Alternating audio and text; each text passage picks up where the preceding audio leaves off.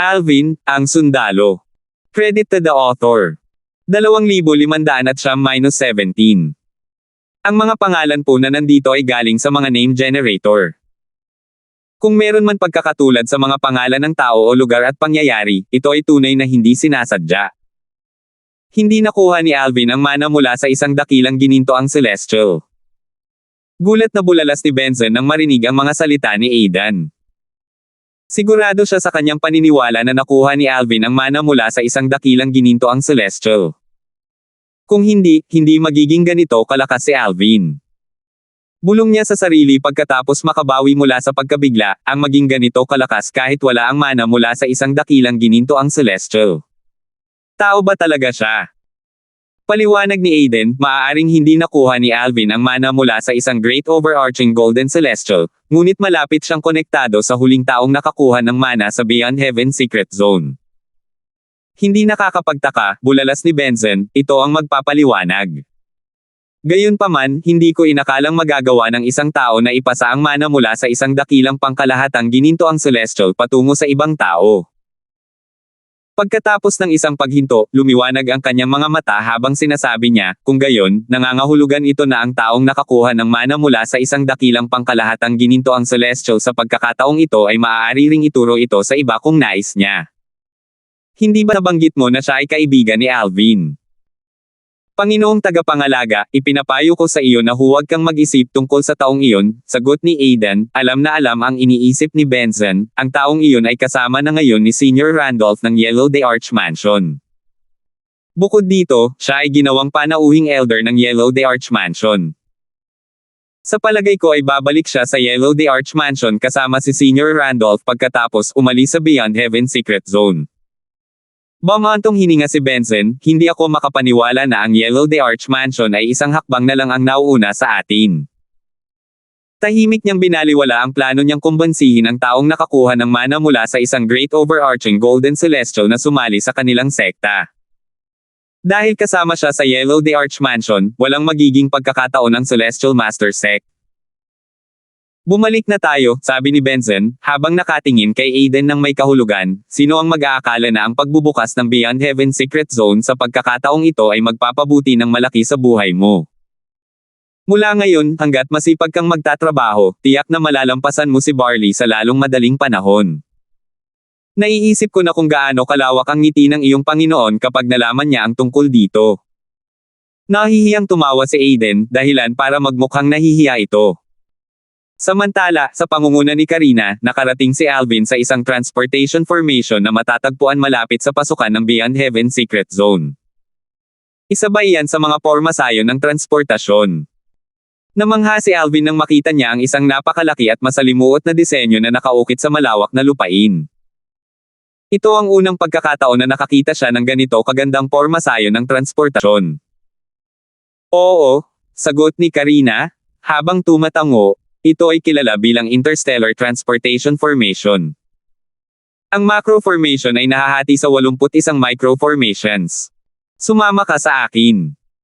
Habang nangunguna si Karina, nilapitan ni Alvin ang isa sa mga micro formation. Mas maliit ito kaysa sa macro formation, ngunit sapat pa rin ang laki nito para magkasya ang 7 hanggang 8 tao. Matatagpuan ito sa tabi ng isang slab ng bato na may butas sa itaas. Maglagay ka ng Saint Stone dito, at piliin ang kalawakan na gusto mong puntahan. Dadalhin ka nito sa planetang pinagmula ng kalawakang iyon. Tingnan mo, ang teleportation formation na ito ay konektado sa mga planetang pinagmula ng siyam na magkakaibang kalawakan. Nagsimulang magpaliwanag si Karina habang itinuturo ang lapida ng bato. Sinuri ito ni Alvin at natagpuan ang mga nakikilalang sulatin na nakaukit sa gilid ng slab. Cloud Haze Galaxy, Boulder Galaxy, Pathwest Galaxy. May isang buto na matatagpuan sa tabi ng isang kalawakan. Tila napakadaling gamitin ang buong contraception. Naglabas si Karina ng napakaraming Saint Stones at inilagay ang mga ito sa butas ng bato. Ngayon, dalhin natin kayo sa kalawakan kung nasaan ang Daemon Sect. Pagkatapos nito, pinindot niya ang buto na katumbas ng Cloud Haze Galaxy. Ipinaliwanag niya, kailangan nating dumaan sa 3 transfer point bago tayo makarating sa kalawakan kung saan matatagpuan ang Daemon Sect.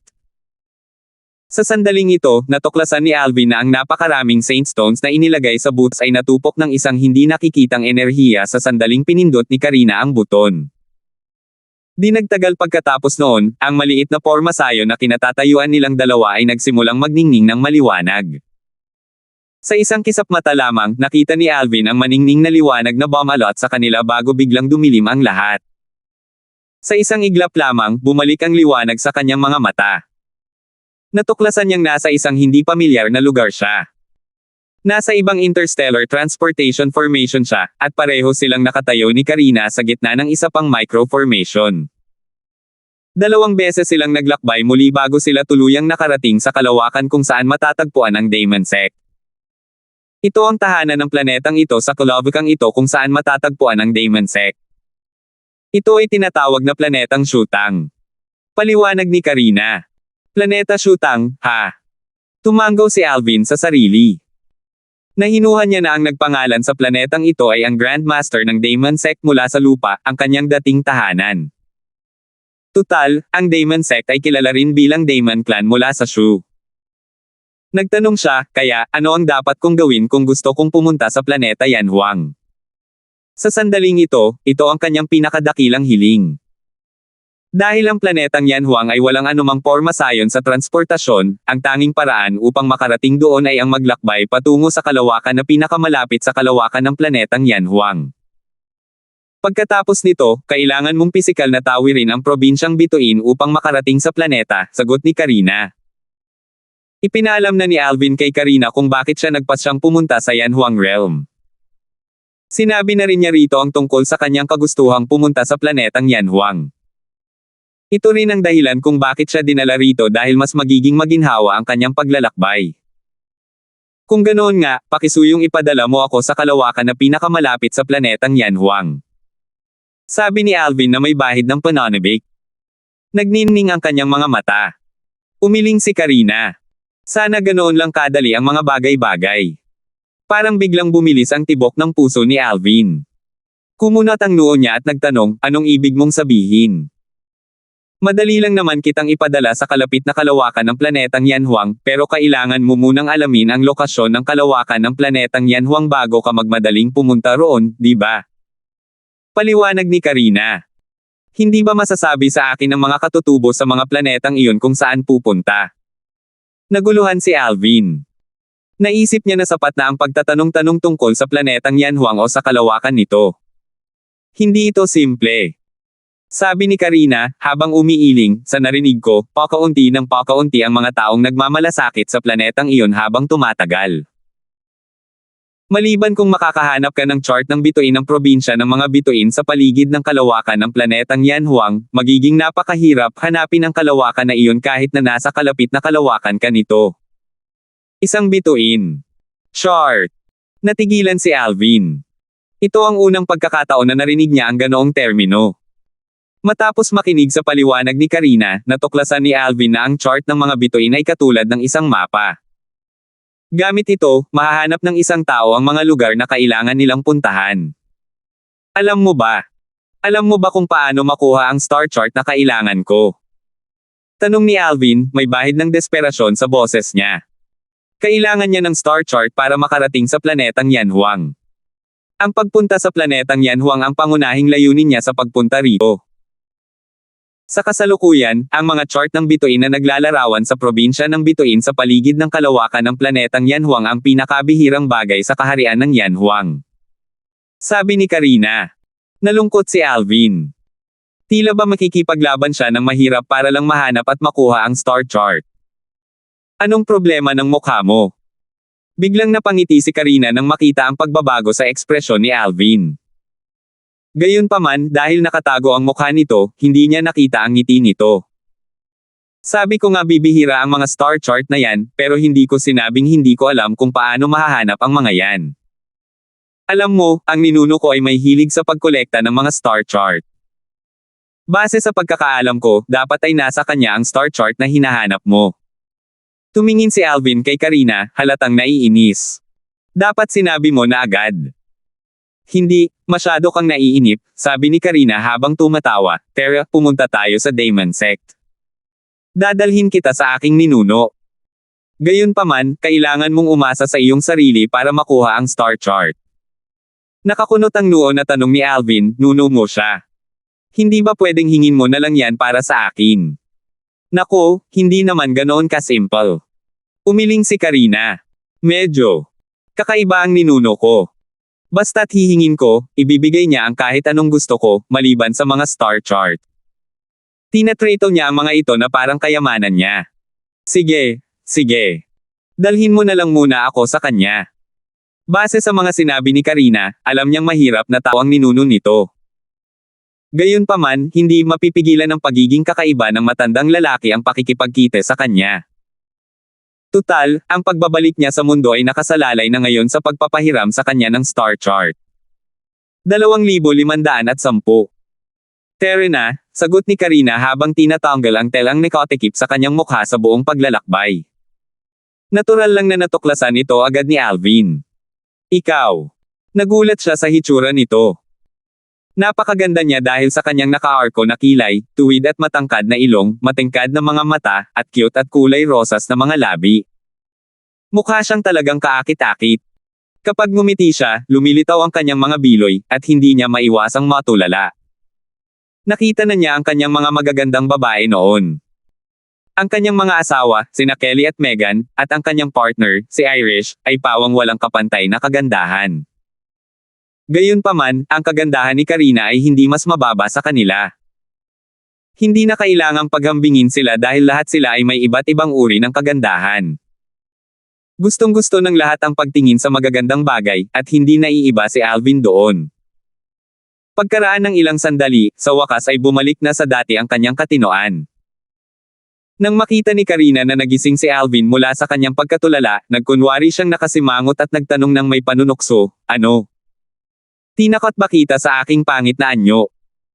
Kung itinuturing kang pangit, karamihan sa mga babae ay magpapakamatay, malumanay na sabi ni Alvin na may mapait na ngiti. Hindi ko inaasahan na ganito kakasweet magsalita, may alam na tiningnan ni Karina si Alvin at sinabing, marami ka sigurong babaeng naghihintay para sa iyo. Nang marinig iyon, nawala ng ngiti si Alvin sa kanyang mukha. Pagkatapos, mahigpit niyang ikinuyom ang kanyang mga kamay habang dumilim ang kanyang ekspresyon at ang kanyang hangering pumatay ay biglang bumalot sa kanyang katawan. Nakaramdam ng kilabot si Karina nang makita ito. Humihingi siya ng paumanhin, pasensya na, may nasabi ba akong hindi ko dapat sinabi? Matapos makita ang pagbabagong naranasan ni Alvin, nawala ang ngiti sa mukha ni Karina kasama ang kanyang magagandang biloy habang nag-aalala itong nakatingin sa kanya. Ayos lang. Bumalik sa dati ang katinoan ni Alvin nang marinig niya ang pagkabalisang dulot ng tanong ni Karina. Umiling siya at mabilis na binago ang ekspresyon ng mukha. Nang mabanggit nito ang mga babaeng naghihintay sa kanya, naalala niya sina Kelly, Megan, at Irish, at ang sitwasyon nila. Kasabay nito, hindi sinasadyang naisip niya ang salarin, si Octavius. Nang maisip niya ang lalaking iyon, nailabas niya ang kanyang balak pumatay. Bagamat bumalik na sa normal na pag-uugali si Alvin, hindi na nang-ahas si Karina na magbiro. Kasabay nito, nagtataka siya kung ano ang dahilan kung bakit siya nawala ng kontrol. Naisip niya sa sarili, parang tama ang kutob ko. Marami siguro siyang babaeng naghihintay sa kanya. Pero, bakit ganoon ang reaksyon niya? Naguluhan siya. Mabilis na binago ni Alvin ang usapan nang mapansin niya ang natitirang pagkailang. Noong una kitang makilala, parang mahirap kang lapitan. Noong mga panahong iyon, akala ko isa kang napakagandang babae. Sino ang mag-aakala na magiging ganito kakasigla? Masigla. Nagulat si Karina sa sinabi nito. Napagtanto niya, nang hindi alam kung kailan, natigil na pala siya sa paglalagay ng mukha sa harap nito. Ang tanging taong kinakasama niya sa ganitong paraan ay ang kanyang ninuno. Tutal, ang kanyang mukha ay isang paraan para protektahan niya ang kanyang sarili. Nasa malalim pa ring pag-iisip si Karina nang umalangaw-ngaw ang isang malakas na boses mula sa malayo. Kasabay nito, 3 figure ang makikitang patungo sa direksyon ng Interstellar Transportation Formation. Karina. Sa isang kisap mata lamang, lumitaw ang 3 figure sa harap nina Alvin at Karina. Isang binata na nakasuot ng mararangyang damit ang nanguna sa grupo. Isang lalaking nasa katanghaliang gulang na nakasuot ng asul at isang matandang lalaking nakasuot ng berde ang nakatayo sa likuran niya. Tila ang binata ang tumawag kay Karina. Swoosh! Bago sila dumating, napansin ni Alvin na nawala ang ngiti sa mukha ni Karina nang marinig niya ang boses ng binata na nakabihis ng maayos. Kasalukuyan, isang malamig na ekspresyon ang makikita sa kanyang mukha na tila napakahirap lapitan. Sa sobrang lamig ay tila bumaba ng ilang degree ang temperatura sa paligid. Karina, sino siya? Namula ang ekspresyon ng binata na nakabihis ng maayos nang makita niya si Alvin. Ito ang unang beses na nakita niya si Karina na umaarte ng ganito kapamilyar sa isang lalaki. Bukod pa rito, ang lalaking ito ay isang taong hindi niya pamilyar. Malinaw na hindi siya taga-Demon Sect.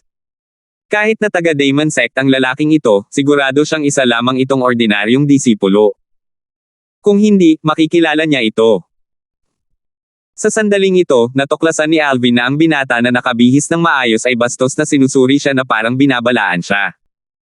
Bago pa man makapag-react si Alvin, mabilis na gumalaw si Karina at idiniin ang sarili sa tagiliran ni Alvin. Inabot niya ang braso nito at ikinulong, dahilan para magmukhang magkalapit sila. Malamig niyang tinitigan ang binata na nakabihis ng maayos at sinabing, siya ang lalaki ko. Nang makita ng binata na nakabihis ng maayos ang matalik na kilos ni Karina kay Alvin, ay lubhang nagbago ang kanyang ekspresyon. Nang marinig niya ang mga salita nito, lumala ang kanyang ekspresyon. Kasabay nito, isang kunot noo ang biglang lumitaw sa mukha ni Alvin. Ginagamit ba siya ni Karina bilang panakip? Hindi na bago sa kanya ang mga ganitong panlilinlang. Sa kanyang nakaraang buhay sa mundo, para magpalipis ng oras, nagbabasa siya ng mga nobela sa internet. Sa pamamagitan ng mga nobelang ito, natutunan niya na paminsan-minsan ay ginagamit ng mga babae ang isang lalaki bilang panakip upang tanggihan ang kanilang mga tagahanga. Tila ngayon ay nasa isang sitwasyon na madalas niyang nababasa noon. Kumunat ang noo niya kanina dahil ayaw niyang ginagamit. Gayunpaman, hamupa ang kanyang ekspresyon pagkaraan ng ilang sandali, at hindi niya ibinunyag ang kasinungalingan nito. Tinanong niya ito sa pamamagitan ng voice transmission, isa ba siya sa mga tagahanga mo? Hindi. Naguluhan si Alvin sa sagot ni Karina. Nagkamali ba siya? Ayon sa kanya, ang binata na may maayos na pananamit ay hindi niya tagahanga. Karina. Mahinang sabi ng binata na nakabihis ng maayos, hindi pinansin si Alvin at tinatrato itong parang hindi nakikita, huwag mong kalimutan na nakatakda ka ng ikasal kay Brother Yulo. Nakipagkasundo na ang sect leader sa ama ni Brother Yulo na magdaos ng isang malaking pagdiwang para sa iyong pakikipagtipan pagkabalik mo mula sa Beyond Heaven Secret Zone. Binigyan niya ito ng babalang tinginang matapos niya ang kanyang sasabihin. Engaged na. Biglang nagbago ang ekspresyon ng mukha ni Karina. Pagkatapos, malamig niyang tinanong, bakit hindi ko alam na engaged na pala ako? Ang pinuno ng sekta at ama ni kapatid na Yulo ay nagdesisyong ito matapos mong makapasok sa Beyond Heaven Secret Zone, sabi ng binata na nakaayos ang pananamit. Pagkatapos, humarap siya kay Alvin at bastos na sinabi, Brat, kilala mo ba ang babaeng nakatayo sa tabi mo? Hindi lang siya ang pinakamalakas sa mga nakababatang henerasyon sa Demon Sect, kundi siya rin ang kasintahan ng Young Mansion Master ng Heavenly Wave Mansion. Kung gusto mong mabuhay, mas mabuting lumayo ka sa kanya. Kung hindi, hindi ka papayagan ng Demon Sect at ng Heavenly Wave Mansion. Naningkit ang mga mata ni Alvin sa banta ng binata na nakabihis ng maayos. Walang pakialam niyang sinabi, nako, mukhang hindi ka pala isa sa mga tagahanga ni Karina. Base sa reaksyon mo, akala ko isa ka sa mga tagahanga niya. Hindi ko inaasahan na ikaw pala ang aso ng isa sa mga tagahanga niya. Sa pamamagitan ng mga naunang salita ng binata na nakabihis ng maayos, nagawa niyang buuin ang puzzle. Ang Heavenly Wave Mansion ay isang sekta na ang lakas ay maihahambing sa Celestial Master Sect. Ilang taon na ang nakalilipas, nakilala ng Young Mansion Master ng Heavenly Wave Mansion na si Yulo si Karina at nabighani sa kanyang kagandahan. Pagkatapos noon, sinimulan niya itong habulin, ngunit palagi siyang binabaliwala nito. Bilang huling paraan, humingi ng tulong si Yulo sa kanyang ama, ang Mansion Master ng Heavenly Wave Mansion. Dahil dito, hiniling ng Mansion Master ng Heavenly Wave Mansion ang kanyang kamay para sa kasal para sa kanyang anak. Natural lamang na tinanggihan ni Karina ang panukala. Bukod dito, ang kanyang ninuno, isang 8 Tribulation Bodiless Celestials at Supreme Elder, sa Demon Sect, ay sumuporta rin sa kanyang desisyon. Gayunpaman, ang dalawa pang walong kapighatyang walang katawan na celestial sa Daemon Sect, ang pinuno ng sect at ang kataas-taasang elder, ay sumang-ayon dito. Sa kanilang palagay, ang kasal na ito ay kapaki-pakinabang sa Daemon Sect. Dahil ang Daemon Sect ay walang anumang 9 Tribulation Bodiless Celestial, ang mga desisyon ay ginawa ng tatlong 8 Tribulation Bodiless Celestials. Dahil dito, ang ninuno ni Karina ay nabito ng dalawa pa. Bilang isang Supreme Elder ng Daemon Sect at isa sa mga haligi ng sekta, hindi nararapat para sa kanya na bawiin ang desisyong ginawa ng dalawa pa dahil lamang sa inapon niya ito at pinapabore niya ito. Sa kabilang banda, ang binata na may maayos na pananamit ay inapon ng isa pang kataas-taasang elder sa Daemon Sect. Bago pa man ito, mayroon na siyang malapit na relasyon kay Yulo, ang Young Mansion Master ng Heavenly Wave Mansion. Sa halip na isang kaibigan, mas tumpak na sabihin na siya ay parang alipors ni Yulo. 2,511. Naningkit ang ilong ng binata na nakabihis ng maayos sa galit na parang magbubuga siya ng apoy nang marinig niya ang mga salita ni Alvin. Anong sabi mo? Ang lakas ng loob mong tawagin akong aso. Ako, si Trevor Damon, ay hindi pa napahiya ng ganito sa buong buhay ko. Ang binata na nakadamit ng maayos, si Trevor, ay tumitig ng masama kay Alvin bago niya sinabi sa mga lalaking nakatayo sa likuran niya ng naiinip, ano pang hinihintay ninyo? Patayin siya. Patayin na siya ngayon. Pagkatapos ni Trevor sa kanyang panunukso, sabay na sinabi ng nasa katanghaliang gulang na lalaki at ng matandang lalaki, opo, batang Panginoon. Aatake na sana ang dalawang lalaki ng malamig na sinabi ni Karina, na may madilim na ekspresyon sa mukha, kaibigan ko siya. Kung maglalakas loob kang atakihin siya, papatayin ko kayong dalawa. Alam mong kaya ko yan. Nagbago ang ekspresyon ng dalawang lalaki nang marinig nila ang mga salita ni Karina. Kasabay nito, mabilis silang umatras at binawi ang kanilang mga enerhiya. Tutal, mamamatay sila kung talagang magdesisyon siyang patayin sila. Hindi lamang siya ang pinakamalakas na tao sa nakababatang henerasyon sa Daemon Sect, kundi lubos din siyang pinapabore ng isa sa mga kataas-taasang elder ng Daemon Sect. Kahit na hindi siya kapantay nila, tiyak na tutulungan siya ng kataas-taasang elder hanggat hinihiling niya ito sa kanya. Bagamat ang kanilang Panginoon ay inapo ng isa pang kataas-taasang elder, hindi hayagang tutulan ng kataas-taasang elder ang isa pang kataas-taasang elder para sa kanilang kapakanan. Nang makita ni Trevor ang pag-aatubili ng kanyang dalawang tagasunod dahil sa banta ni Karina, pinagbantaan din niya sila, kung hindi ninyo gagawin ang sinasabi ko, tiyak na mamamatay kayo. Ang dalawang lalaking ito ay kanyang mga tagasunod. Nang makita niya silang nag-aatubili dahil sa banta ni Karina, lalo siyang napahiya. Paano niya hahayaang matapos ang bagay na ito? Muling nagbago ang ekspresyon ng dalawang lalaki. Sa puntong ito, wala na silang ibang magawa kundi ang umatake. Gayunpaman, kailangan nilang masaktan ang isa sa dalawang panig. Kung gayon, mas makabubuti para sa kanila na makinig sa kanilang Panginoon. Marahil, sa ganitong paraan ay maaari silang manatiling buhay. Tumingin ang matandang lalaki kay Alvin habang sinasabi niya sa lalaking nasa katanghaliang gulang, tigilan mo siya. Papatayin ko ang larwang lalaki. Pagkatapos niyang magsalita, sumugod siya papunta kay Alvin. Tumango ang lalaking nasa katanghaliang gulang bago niya sinabi kay Karina, pasensya na, Miss Karina.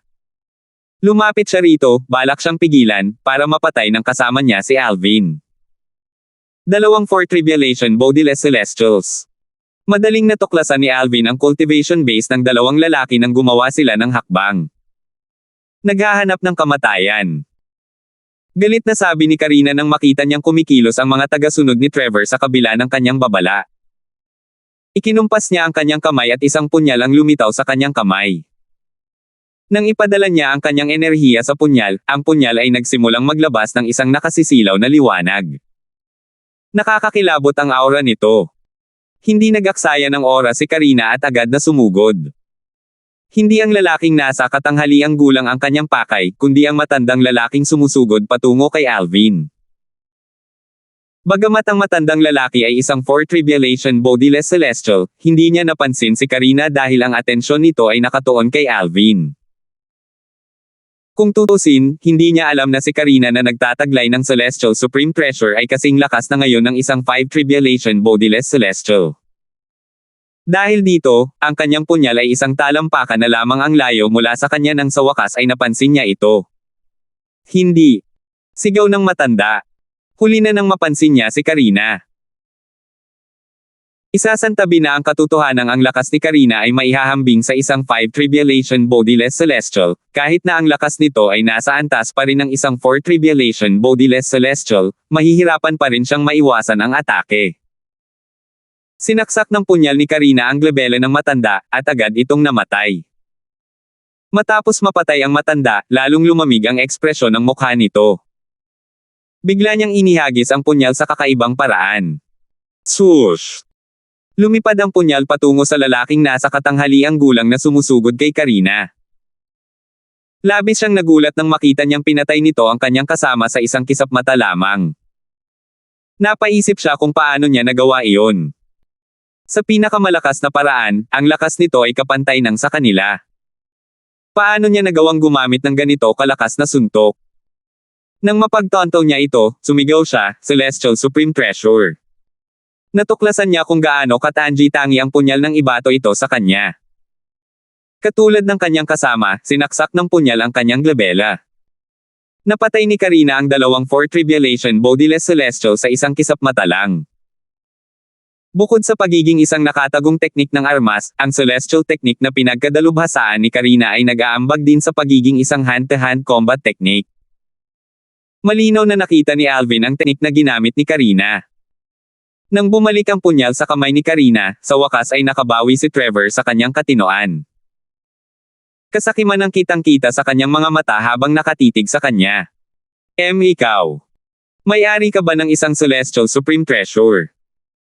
Hindi nagatubili si Karina na sumagot kay Trevor, malamig lamang niya itong sinulyapan bago sinabi kay Alvin, Tara na. Kung hindi mo siya maabala na patayin, maaari ko siyang patayin para sa iyo. Nanatiling hindi gumagalaw si Alvin. Ang kanyang mga mata ay nakatuon kay Trevor.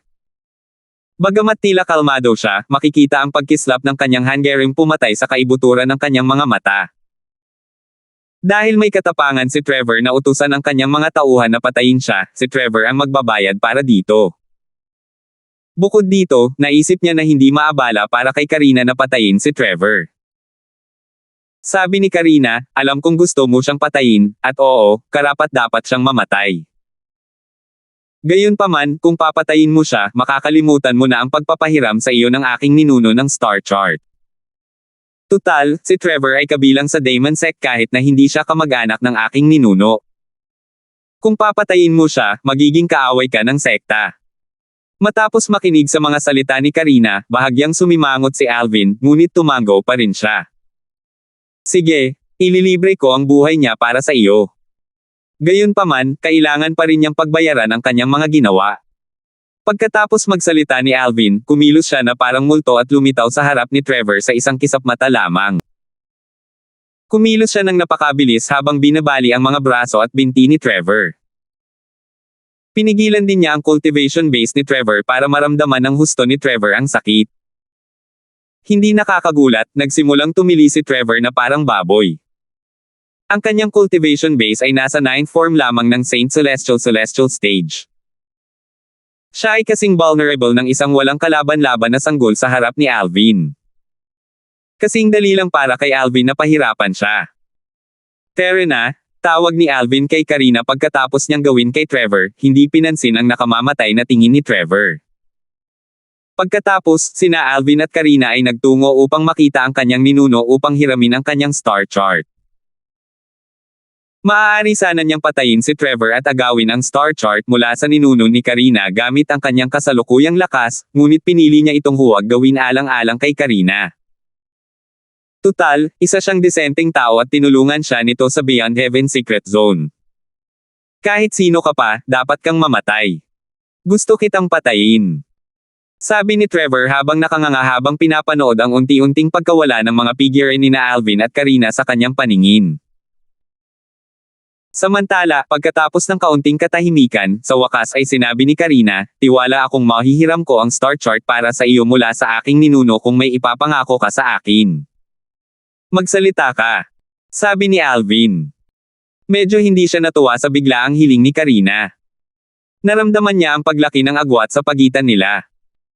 Nagsisimula pa lang siyang tretuhin ito na parang isang kaibigan, ngunit mayroon itong kondisyon kapalit ng paggawa ng pabor sa kanya. Diretsyong sinabi ni Karina, pagkatapos nating makuha ang star chart, ilayo ako sa kalabakang ito. Iyon lang ba? Inakala ni Alvin na sasamantalahin niya ang pagkakataong ito at hihingi ng isang bagay na kahanga-hanga mula sa kanya, tulad ng isa pang Celestial Supreme Treasure. Lumalabas na masama ang iniisip niya tungkol sa kanya. Sa kanyang palagay, ang kahilingan niya ay walang kabuluhan. Kahit na hindi niya siya matulungan na makuha ang star chart, hindi niya siya tatanggihan kung hihilingin niya sa kanya na ilayo siya sa kalabakang ito. 2,512. Iyan ba ang kondisyon mo? Tumanggaw si Karina. Hindi niya napansin ang abnormal na kilos ni Alvin kanina. Tila may naalala siya sa sandaling iyon at humingi ng paumanhin, Alvin. Humihingi ako ng paumanhin sa pagsasabi mong ikaw ang aking karelasyon kanina sa harap ni Trevor. Gusto ko sanang magpanggap sa harap niya. Ayos lang. Umiling si Alvin. Nakakapagtaka lang na kailangan mong magpanggap sa harap niya dahil hindi naman siya ang manliligaw mo. Malapit siya kay Yulo, ang batang mansion master ng Heavenly Wave Mansion. Gusto kong ipasa niya ang balita kay Yulo para sumuko na si Yulo sa akin. Sandali na tumigil si Karina at mapait na ngumiti. Hindi ko inaasahan na ipapangako ng pinuno ng sekta ang aking kamay bilang kasal sa Mansion Master ng Heavenly Wave Mansion habang ako ay nasa Beyond Heaven Secret Zone. Kaya nawalan lang ng saysay ang lahat ng iyon. Tanong ni Alvin. Oo. Tumanggaw si Karina habang ang kanyang mga mata ay kumikislap sa determinasyon. Gayunpaman, mas gugustuhin ko pang mamatay kaysa pakasalan si Yulo. Mukhang kinamumuhian mo si Yulo, tinaas ni Alvin ang isang kilay at sinabi, ang Heavenly Wave Mansion ay kasing lakas ng Celestial Master Sect. Pareho silang may isang 9 Tribulation Bodiless Celestial sa kanilang hanay. Iyon marahil ang dahilan kung bakit sabik na sabik ang iyong Demon Sect sa isang alyansa sa kasal. Sa ganitong kataas na katayuan, bakit mo siya kinamumuhiin? Dahil si Yulo ay isang walang kwentang basura. Kitang-kita sa mukha ni Karina ang paghamak habang nagsasalita siya, ang mga ginawa niya. Nakakasuklam isipin pa lang, lalo na ang sabihin ng malakas. Tama na. Ayoko nang pag-usapan pa siya. Pagkaraan ng ilang sandali, dagdag niya, dapat nating puntahan ang aking ninuno para sa star chart at umalis sa lalong madaling panahon. Kung hindi, tiyak na pipigilan ako ng pinuno ng sekta at ng iba pa kung malalaman nila ang aking plano. Kung hindi ako nagkakamali, dapat ay hinanap na ni Trevor ang kanyang ninuno. Nang matapos niya ang kanyang pangungusap, narinig ang isang pakiramdam ng pagmamadali sa kanyang boses. Gusto mong umalis para lang maiwasan ang kasal, di ba? Nag-aalala ka rin na baka pilitin kang magpakasal ng pinuno ng sekta at ng 8 Tribulation Bodiless Celestial sa sekta. Hindi naging mahirap para kay Alvin na maunawaan ito. Oo. Tumanggaw si Karina. Sa totoo lang, matutulungan kita kung talagang tatutol ka sa kasal. Isa lang naman ang 9 Tribulation Bodiless Celestial sa Heavenly Wave Mansion, pabalang nasabi ni Alvin. Bagamat ang kas niya ay kapantay lamang ng isang 9 Tribulation Bodiless Celestial, naniniwala siyang papayag sila sa kanya. Tutal, isa lamang siyang cultivator na walang sekta sa Yanhuang Realm, wala siyang anumang koneksyon dito. Ayaw ng Heavenly Wave Mansion na makasakit ng damdamin ng isang katulad niya. Gaya ng kasabihan, wala kang mawawala kung wala kang panimula. Kahit na hindi niya matalo ang 9 Tribulation Bodiless Celestial mula sa Heavenly Wave Mansion, madali niyang makakaharap ang mga tao mula sa mansyon. Alam kong kasing lakas ka ng isang 9 Tribulation Bodiless Celestial, at sa totoo lang, naisip ko na iyon. Bumantong hininga si Karina nang marinig ang mga salita ni Alvin. Gayunpaman, ang 9 Tribulation Bodiless Celestial sa Heavenly Wave Mansion ay hindi isang ordinaryong Bodiless Celestial. Na-master na niya ang Soul Congregation Embodiment. Kung wala ang Soul Congregation Embodiment, pantay-pantay ang magiging kalaban ninyo. Gayunpaman, sa kanyang soul attack, paano mo, bilang isang eminent celestial, maaaring madala ang pinakamatinding dagok ng atake. Kahit gaano pa kalakas si Alvin, isa pa rin siyang eminent celestial. Kahit na mayroon siyang mga teknik at armas na nagpalakas sa kanya gaya ng isang Nine Tribulation Bodiless Celestial, ang kanyang kaluluwa ay kasing lakas ng isang Eminent Celestial. Walang duda na hindi siya makakalaban ng Nine Tribulation Bodiless Celestial sa Heavenly Wave Mansion na nakapagmaster ng Soul Congregation Embodiment. Lalo na ang isang Nine Tribulation Bodiless Celestial na nakapagmaster ng Soul Congregation Embodiment, mahihirapan siyang harapin ang soul attack ng isang Three Tribulation Bodiless Celestial. Isang Nine Tribulation Bodiless Celestial na nakapagmaster na sa Soul Congregation Embodiment. Nagulat si Alvin. Sa kasalukuyan, ang tanging mga taong banta sa kanya sa mga makamundong kaharian ay ang mga Bodiless Celestial na nakapagmaster na sa Soul Congregation Embodiment.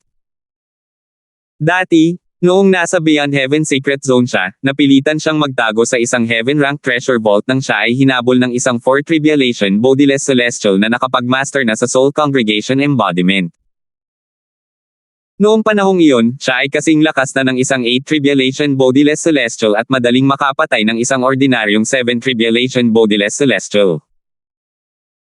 Gayunpaman, dahil lamang sa nakapagmaster na ang 4 Tribulation Bodiless Celestial sa Soul Congregation Embodiment, kailangan pa rin niyang magtago mula sa 4 Tribulation Bodiless Celestial at maghintay kay Hero na iligtas siya. Masungit na tanong ni Alvin, sigurado ka bang na-master na ng 9 Tribulation Bodiless Celestial ng Heavenly Wave Mansion ang Soul Congregation Embodiment? Oo. Tumanggaw si Karina. Kung ganoon nga, wala talaga akong magagawa para matulungan ka. Bumantong hininga si Alvin bago sinabing, Terra na. Makikilala natin ang ninuno mo. Ang planetang Damon Sect ay nasa planetang Shutang, at ang planetang ito ay matatagpuan sa Thousand Opportunities Galaxy. Ang ninuno ni Karina ay isa sa 2 kataas-taasang nakatatanda ng Damon Sect kaya nanirahan siya sa panloob na korte ng Damon Sect. Bilang pinakamalakas na disipulo sa nakababatang henerasyon ng Damon Sect, ang mukha ni Karina ang tanging daan na kailangan niya upang makapasok sa inner court. Kasama niya, nagawa rin ni Alvin na makapasok ng walang anumang hadlang. Pagdating nila sa isang malaking patio, sa wakas ay nakita ni Alvin ang ninuno ni Karina. Isa itong mabait na matandang lalaki na may matalas na mga mata. Pagpasok pa lang ni Karina sa harapan ng bakuran, sumigaw siya, Ninuno. Pagkatapos, umupo siya sa mesang bato, sa tapat mismo ng matandang lalaki na humihigop ng tsaa. Wala akong pakialam sa ugali mo kapag kasama kita. Sino ang mag-aakala na ganito ka rin kikilos kapag may mga tagalabas sa paligid? Lalo ka nang nagiging magulo, sabi ng matanda habang sumusulyap kay Alvin. Maaaring parang pinagalitan ng matanda si Karina, ngunit hindi maitago ang pagmamahal at pagsamba sa mga mata nito habang nakatingin sa kanya. Ninuno, kaibigan ko siya. Hindi siya tagalabas. Ngumiti si Karina. Pagkatapos, tinawag niya si Alvin, Alvin, maupo ka. Ito ang ninuno ko. Isa siya sa 2 kataas-taasang nakatatanda ng Damon Sect, si Rudy Damon Sr. Tumanggaw si Alvin kay Rudy bago umupo sa tabi ni Karina. Kalmado lang siya, walang bakas ng kaba ang makikita. Kung tutuusin, maaaring isang makapangyarihang 8 Tribulation Bodiless Celestial ang matandang lalaki, ngunit hindi naman ito banta sa kanya. Kumunat ang noo ni Rudy nang makita ang walang pakialam na kilos ni Alvin. Sa mas malapitang pagtingin, makikita ang pagkadismaya sa kaibuturan ng kanyang mga mata. Maaaring magawa ni Karina na kumilos ng walang pakundang sa harap niya, ngunit iyon ay dahil siya ang pinakanatatanging disipulo sa sekta, at tunay niya itong hinahangaan. Gayunpaman, ano ang karapatan ng binata na ito na kumilos sa ganitong paraan sa kanya? Sa sandaling lumitaw si Alvin, nasuri na niya ang cultivation base ni Alvin gamit ang kanyang banal na kamalayan. Sa makatuwid, alam niyang si Alvin ay isa lamang Eminent Celestial. Alang-alang kay Karina, hindi ipinakita ni Rudy ang kanyang pagkadismaya. Humarap siya kay Karina at nagtanong, Girl, kumusta ang iyong paglalakbay sa Beyond Heaven Secret Zone? Ninuno, tingnan mo. Itinaas ni Karina ang kanyang braso at inilagay ang punyal na nakuha niya sa Beyond Heaven Secret Zone sa mesang bato bago tumingin kay Rudy. Ito ay... Kinuha ni Rudy ang punyal, nanlaki ang mga mata sa gulat. Isang Celestial Supreme Treasure. Nakakuha ka ba ng Celestial Supreme Treasure? Magaling, mahusay. Magaling. Hindi niya maitago ang kanyang kaligayahan na para bang mas masaya pa siya na nakakuha ito ng Celestial Supreme Treasure kumpara sa kung nakakuha siya nito mismo. Girl, gamit ang Celestial Supreme Treasure na ito, ang lakas mo ay katumbas na ng isang 5 Tribulation Bodiless Celestial ngayon. Tunay na inisip ni Rudy na karapat-dapat si Karina sa kanyang titulo bilang pinakamalakas na tao sa nakababatang henerasyon. Siya ay tunay na ipinagmamalaki ng pamilya at ng sekta. Hindi niya maiwasang maghinagpis sa loob-loob niya, kung lalaki lang sana si Karina. Biglang naging seryoso ang ekspresyon ni Karina nang magtanong siya, "Ninuno, alam mo ba ang tungkol sa pinuno ng sekta ng pakikipag-ugnayan na ipinangako para sa akin?" "Alam ko." Tumanggaw si Rudy at bumaantong hininga. "Girl, pinag-isipan ko na ito bago ka bumalik. Kung talagang nag-aalangan kang pakasalan si Yulo, papaalisin kita. Maaari kang tahimik na magliyang sa ibang lugar hanggang sa umakyat ka sa isang Devata realm." Nang marinig ito, nanginig si Karina habang nagsimulang mamuo ang mga luha sa kanyang mga mata. "Ninuno." Tumayo si Rudy at sinabing, "Kara-rating mo lang, malamang hindi pa ito alam ng pinuno ng sekta at ng iba pa. Dapat na kayong umalis ngayon. Sa tingin ko ay maiiwasan mo muna sila." Biglang umalangaw-ngaw ang isang malakas na tawanan sa hangin. Maya-maya, isang boses ang nagsabi, "Karina, nakakuha ka ba ng Celestial Supreme Treasure sa Beyond Heaven Secret Zone?" Leader ng sekta. Agad na nagbago ang ekspresyon ng mukha ni Rudy. 2,513. Bagamat si Rudy ay isang kataas-taasang elder ng Daemon Sect at ang pinakamalakas sa tatlong 8 Tribulation Bodiless Celestials, kung ang dalawang 8 Tribulation Bodiless Celestials ay magkapareho ng opinyon, hindi niya maaaring i-veto ang kanilang desisyon. Ang mga patakaran sa Daemon Sect ay palaging sundin ang boto ng nakararami pagdating sa paggawa ng desisyon para sa matataas na opisyal. Kung siya ay isang 9 Tribulation Bodiless Celestial, maaari sana niyang tanggihan na ikasal si Karina sa Heavenly Wave Mansion dahil ang dalawa pa ay walang magagawa. Nakalulungkot na hindi siya isang 9 Tribulation Bodiless Celestial at hindi niya matutulungan si Karina na makaalis sa alyansa ng kasal. Inilaan ni Rudy ang halos buong buhay niya sa Daemon Sect. Ito ang unang pagkakataon na nagkaroon siya ng personal na interes sa usapin ng sect at nagplanong kumilos ng makasarili sa pamamagitan ng pagpapaalis kay Karina. Sino ang mag-aakala na darating ang pinuno ng sect ng Daemon Sect sa ganitong oras? Bakit ang bilis niya dumating? Naguluhan si Rudy. Tiningnan niya si Karina nang may bahid ng pagkabalisa. Kung hindi alam ng pinuno ng sekta na bumalik na siya, palihim niya itong paalisan.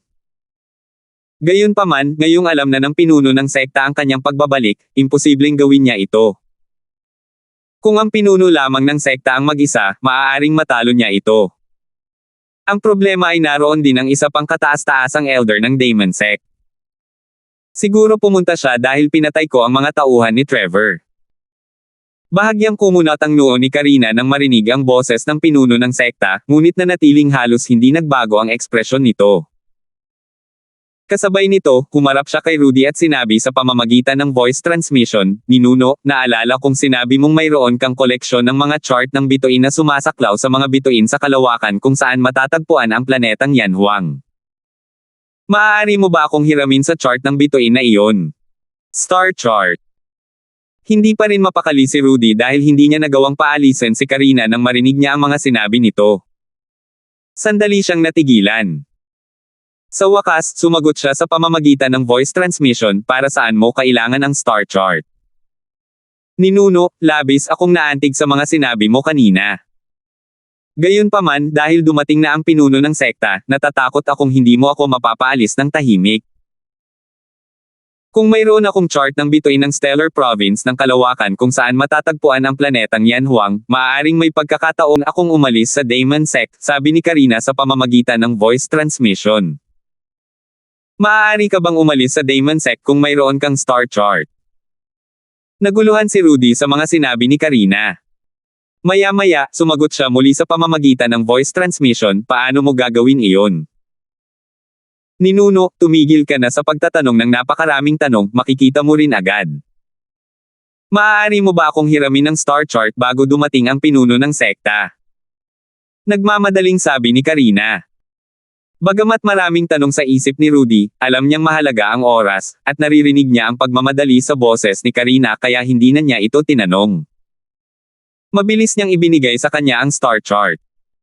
Pagkatapos niyang ibigay ang star chart ay saka lamang niya ito tinanong, sinusubukan mo pa ring maging misteryoso. Sabihin mo sa akin ang tungkol sa iyong mga plano agad. Swoosh! Nang sisigot na sana si Karina, isang bagzo ng hangin ang umihip sa harapan ng bakuran bago lumitaw ang isang figure sa harap ng mesang bato. Ang figure ay pagmamayari ng isang lalaking nasa katanghaliang gulang na nakasuot ng pilak na damit na may gininto ang palamuti. Katamtaman ang kanyang pangangatawan, parisukat ang mukha, at matinik ang buhok. Kahanga-hanga ang kanyang aura, halata na matagal na siyang nasasanay sa posisyon ng kapangyarihan. Siguro ito si Christopher Damon, ang pinuno ng sekta ng Damon. Bago pa man dumating si Alvin sa looban ng Damon sect, sinabi na sa kanya ni Karina ang pangalan ng pinuno ng sekta. Nalaman din niya na si Christopher ay isa sa 3 celestial na walang katawan sa 8 kapigatian sa Damon sect. Sa sandaling lumitaw si Christopher, hiinalis ng kanyang mga mata si Karina. Lord Sect Leader. Agad na tumayo si Karina bago yumuko ng may paggalang. Nakuha ko nga ang isang Celestial Supreme Treasure. Binabati kita, sabi ni Christopher bago lumingon kay Rudy na nakatayo sa gilid.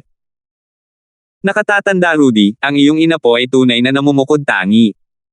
Hindi lamang siya isang henyo, kundi pati na rin ang kanyang swerte ay maganda. Masyado kang mabait sa pananalita mo, pinuno ng sekta, may enhing sabi ni Rudy. Sa sandaling ito, natagpuan ni Christopher ang mga mata ni Alvin na nakaupo pa rin sa mesang bato. Ang kanyang mga mata ay agad na naging malamig at matalim. Gayunpaman, nanatiling hindi naapektuhan si Alvin. Hindi lamang siya walang pakialam sa mapanuri na titig ni Christopher, kundi kumilos pa siya upang magtimpla ng tsaa para sa sarili, nang tuluyang hindi pinansin si Christopher. Patuloy na nakatitig si Christopher kay Alvin habang nagtatanong sa malalim na boses, Karina. Nabalitaan ko mula sa iba na ang taong ito ay ang iyong tauhan. Nang marinig ni Rudy ang mga salita ni Christopher, biglang nagbago ang ekspresyon ng kanyang mukha. Mabilis siyang lumingon kay Karina na may ekspresyon ng gulat at hindi makapaniwala. Oo, sabi ni Karina. Hindi niya inaasahan na babanggitin ito ni Tan Chong, ngunit wala siyang ibang magawa kundi ang sumagot ng oo. Nang marinig ang pag-amin ni Karina, biglang nagbago ang ekspresyon ng mukha ni na Christopher at Rudy. Karina, huwag mong kalimutan na ikakasal ka na. Tumingin si Christopher kay Karina at sinabi sa malalim na boses, napag-usapan na namin ito sa Heavenly Wave Mansion at napagkasunduan na ang seremonya ng pakikipagtipan ay gaganapin sa sandaling makabalik ka mula sa Beyond Heaven Secret Zone. Paano mo nagawang magdala ng ibang lalaki dito nang walang ingat? Palalim ng palalim ang kanyang boses habang tumatagal ang kanyang pagsasalita. Leader ng sekta, malumanay na sabi ni Karina, ayokong pakasalan si Yulo. Ang puso ko ay pagmamayari na ng iba. Nang matapos siyang magsalita, lumingon siya kay Alvin. Isang galit at nakabibinging ungol na tila nagmumula sa lahat ng direksyon ang umalangaw-ngaw sa hangin pagkasabi ni Karina. Leader ng sekta, bakit ka nagsasayang ng mga salita sa kanya? Sa palagay ko, dapat na lang nating patayin ang batang yan. Isang matangkad at maskuladong matandang lalaki ang lumitaw sa sandaling ito. Mayroon siyang balbas at magulo at puting buhok na parang kiling ng leon. Tinitigan niya ng masama si Alvin nang sandaling lumitaw ito. May pagmamataas siyang nagtanong, kaya ikaw ang sumaire sa mga braso at binti ng aking ina po para ipahiya siya. Si Harith. Dahil nabanggit ng matanda ang kanyang ina po, hindi naging mahirap para kay Alvin na hulaan na ang matanda ay si Harith, ang isa pang kataas-taasang nakatatanda ng Damon sect at ninuno ni Trevor. Gayon din, isiniwalat ni Karina ang pangalan ng isa pang kataas-taasang elder ng Damon sect kay Alvin kanina. Mahinahong humigop si Alvin sa kanyang tsaa na para bang talagang nasa sabik siya rito. Tila hindi niya lubos na pinansin ang presensya ng mga celestial na walang katawan sa 8 kapigatian. Ninuno, siya yan. Pakiusap, ipaghiganti mo ako. Isa pang boses umalangaw-ngaw sa hangin nang lumitaw si Trevor. Tila nakabawi na siya mula sa mga pinsalang idinulot sa kanya ni Alvin kanina. Sa sandaling ito, tila masigla siya habang galit na itinuturo si Alvin. Nakatitig siya kay Alvin na parang gusto niyang punatin si Alvin sa milyong piraso. Mukhang hindi ka natuto ng leksyon, sabi ni Alvin bago humarap kay Karina, at sinabing, Karina, nailigtas ko na siya minsan. Hindi ko na uulitin. Pasensya na. Pagkatapos niyang magsalita, hindi na nakapag-react pa sina Harriet at ang iba pa nang may lumitaw na espada sa kanyang mga kamay at agad na lumipad palabas. Sining sa paghawak ng espada.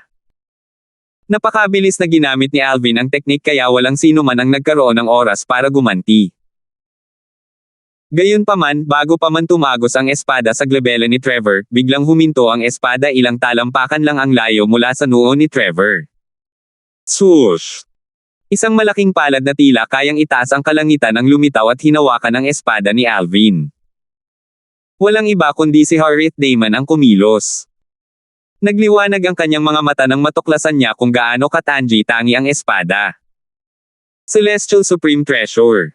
Isang makalangit na kataas-taasang kayamanan. Agad na nakuha ng mga salita ni Harriet ang atensyon ni Christopher at Rudy. 2,514. Nako, hindi ko inaasahan na magmamay-ari ka ng isang makalangit na kataas-taasang kayamanan. Tila nakadikit ang mga mata ni Harriet sa makalangit na espada bago iniwas ang kanyang mga matang puno ng kasakiman kay Alvin. Sa anumang kaso, akin na ito ngayon. Base sa kanyang mga salita, malinaw na balak niyang agawin ang makalangit na espada mula kay Alvin. Ngumisi si Alvin nang marinig niya ang mga salita ni Harriet. Isang walang katawang celestial na nasa 8 tribulation ang nangahas na magsalita ng ganyan. Pagkatapos, ginamit niya ang kanyang enerhiya bago ito biglang lumabas sa kanyang katawan na bumuo ng mga whirlpool sa paligid niya. Sa isang kisap mata, hinigop niya ang lahat ng enerhiya ng langit at lupa sa kanyang paligid. Kakayahang banal na uri ng tulong. Napakalakas. Ang 3 celestial na walang katawan sa 8 tribulation mula sa Demon Sect ay natigilan sa assist-type divine ability ni Alvin. Mas lalo silang natigilan nang makita nila ang isa pang espada na lumitaw sa mga kamay ni Alvin. Ang aura ng espada ay tumatagos at nakakatakot. Isa na namang espadang makalangit. Si Alvin ay may 2 makalangit na kataas-taasang kayamanan. Bukod pa rito, pareho silang mga espadang makalangit. Sino siya? Parehong gulat na gulat sina Christopher, ang pinuno ng sekta ng Damon, at Rudy, ang kataas-taasang nakatatanda ng sekta ng Damon, sa pangalawang kataas-taasang kayamanang celestial.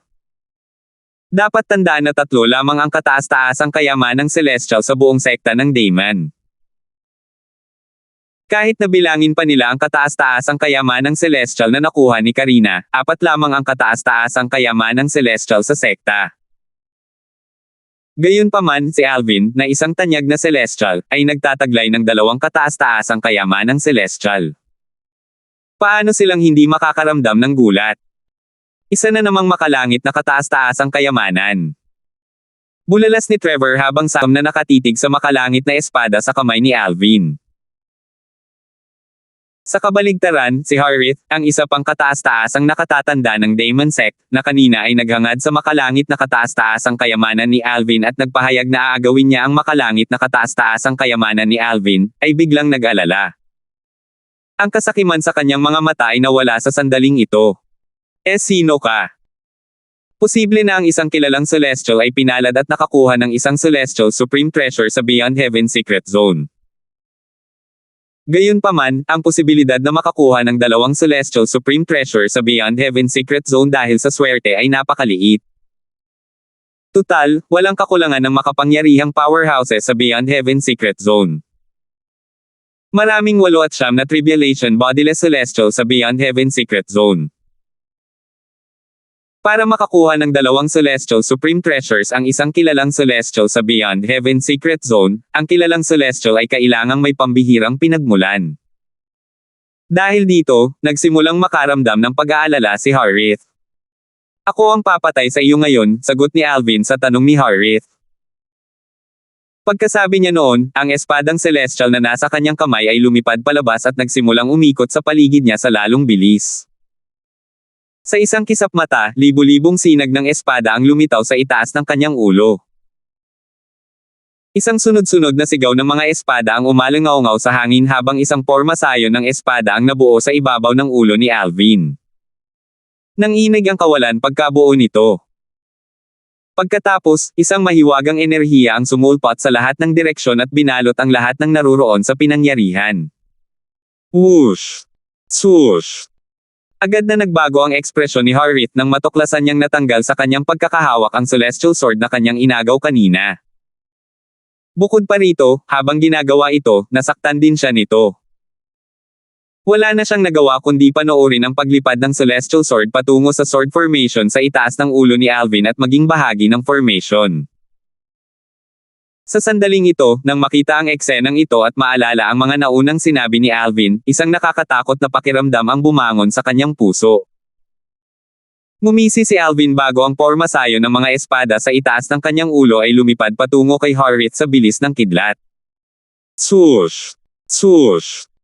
Nang lumipad palabas ang pormasayo ng mga espada, tila natatakpan ang langit ng mga espada, at nag-iwan ito ng nakakatakot na mga luha na parang mga higanting itim na sawa. Boom! Dahil sa harap ng mabangis na pormasayo ng espada, walang nagawa si Harith kundi ang ipagtanggol ito kahit alam niyang hindi niya ito kayang ipagtanggol ng matagumpay. Mabilis na lumabas ang kanyang enerhiya mula sa kanyang katawan. Sa sandaling ito, ang pinuno ng sekta at ang isa pang kataas-taasang nakatatanda ng sekta ng Daemon, sina Christopher at Rudy, ay sabay na sumigaw, "Maawa ka naman." Ang kanilang mga ekspresyon ay lubhang nagbago sa sandaling ito. Umbok! Umbok! Habang nag-uusap sila, ang kanilang mga enerhiya ay bumulusok din mula sa kanilang mga katawan.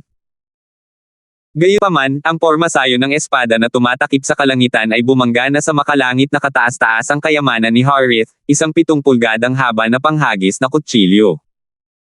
Habang nakataya ang buhay niya, walang humpay na ibinuhos ni Harith ang lahat ng kanyang enerhiya sa kutsilyong panghagis. Ang kanyang lakas ngayon ay maihahambing na sa lakas ng isang ordinaryong walang katawang celestial na nasa siyam na tribulation na walang taglay na celestial supreme treasure. Shoo! Muling umalangaw-ngaw sa ere ang mga sigaw ng espada nang sumalubong ang pormasayo ng espada ni Alvin sa 7 pulgadang haba ng kutsilyong panghagis. Biglang bumaling ang kutsilyong panghagis kay Harith na nag-iwan sa kanya na walang kalaban-laban at mahina sa loob lamang ng isang segundo. Bago pa man siya makapag-react, tumama sa kanya ang atake ni Alvin. Sa sandaling siya ay namatay, nanlalaki pa rin ang kanyang mga mata sa gulat at hindi makapaniwala. Marahil, bago siya namatay, sa wakas ay napagtanto niya kung gaano kawalang saysay ang pagturo ng isang makalangit na kataas-taasang kayamanan kay Alvin. Ninuno! Sigaw ni Trevor, agad na namutla ang mukha niya. Bagamat hindi niya talaga makita ang nangyari dahil sa mahina niyang cultivation base, malinaw niyang naramdaman ang pagkawala ng aura ng kanyang ninuno. Iisa lang ang paliwanag para dito. Malamang patay na ang kanyang ninuno. Naging seryoso ang ekspresyon ni Christopher at Rudy. Hindi nila inaasahan na magiging ganito kalakas si Alvin. Nagawa niyang patayin si Harith sa isang suntok lang. Napakabilis ng pangyayari kaya wala na silang oras para tulungan si Harith. Gayunpaman, alam na alam nila na kahit matulungan nila si Harith, hindi pa rin sila makakalaban ni Alvin. Ang kanyang atake ay lubhang mabisa laban sa mga kayamanang makalangit. Nagawa nitong baligtarin ang kayamanang makalangit laban sa may-ari nito. Kahit pa man tayong tatlo ay magkaroon ng Celestial Supreme Treasures, wala ring saysay na gamitin natin ang mga ito. Gayunpaman, kung hindi natin gagamitin ang mga ito, hindi natin magagawang ipagtanggol ang ating sarili laban sa kanyang atake na maihahambing sa buong puwersa ng isang ordinaryong 9 tribulation bodiless celestial. Alam na alam ito ni Christopher at Rudy. Dahil dito, napuno ng takot ang kanilang mga mata nang lumingon sila kay Alvin. Shoo! Matapos mapatay si Harith, nagpatuloy ang hanay ng mga espada sa kanilang landas at tumungo kay Trevor bago ito pinatay. Pagkatapos noon, kinuha ni Alvin ang kanyang 2 espadang celestial kasama ang makalangit na kayamanan ni Harith. Karina! Sigaw niya bago ihagis ang kutsilyong panghagis sa kanya. Tila wala siyang balak na itago ang makalangit na kayamanan kahit na walang sino man ang maglalakas loob na magsalita kahit na ginawa niya iyon. Ito. Nag-aalangan na sabi ni Karina habang hawak ang kutsilyong panghagis. Tutal, ang kutsilyong panghagis ay tunay ngang pag-aari ni Alvin na siyang pumatay sa may-ari nito. Ibigay mo iyan sa pinuno ng iyong sekta. Dahil tinulungan mo ang sekta ni Tang na mabawi ang kataas-taasang kayamanan ng langit at patay na si Harith, wala nang dahilan para pakasalan mo ang batang mansyon ng langit at langit. Bukod pa rito, hindi ito papayagan ng iyong ninuno kahit pilitin ka ng pinuno ng iyong sekta. Sabi ni Alvin sa pamamagitan ng boses. Sa wakas ay naunawaan ni Karina ang intensyon ni Alvin matapos makinig sa kanyang mga salita. Ngumiti siya rito nang may pasasalamat bago niya iniabot ang kutsilyong panghagis kay Christopher, ang pinuno ng sekta ng Daemon. Habang hawak ni Christopher ang kutsilyong panghagis, sari-saring emosyon ang bumalot sa kanyang puso. Samantala, si Rudy, na nakabawi na sa kanyang katinoan, ay napabuntong hininga habang ang kanyang mga mata ay palaipat-lipat sa pagitan nina Alvin at Karina. Hindi ko talaga inaasahan na si Karina ay magbabalik ng isang taong napakalakas sa sekta. Lahat ng kanyang pagkadismaya kay Alvin kanina ay nawala. Tutal, si Alvin ay may kakayahang kumilos ng casual sa harap nila. Sa huli, nagtanong siya, Karina, siya ba talaga ang iyong kasama? Hindi. Sa oras na ito, wala nang dahilan si Karina para magsinungaling dahil, sa isang banda, nalutas na ang krisis. Sayang naman. Bulong ni Rudy sa sarili. Baka sa mukha niya ang pagkadismaya nang marinig niya ang mga sinabi ni Karina. 2,515. Hindi lang si Rudy ang mukhang nadismaya.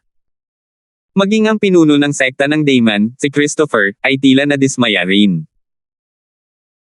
Matapos nilang masaksihan ang lakas ni Alvin na kapantay ng isang 9 Tribulation Bodiless Celestial, nakaramdam sila ng emosyon nang maalala nila na sinabi ni Karina na siya ang kanyang lalaki.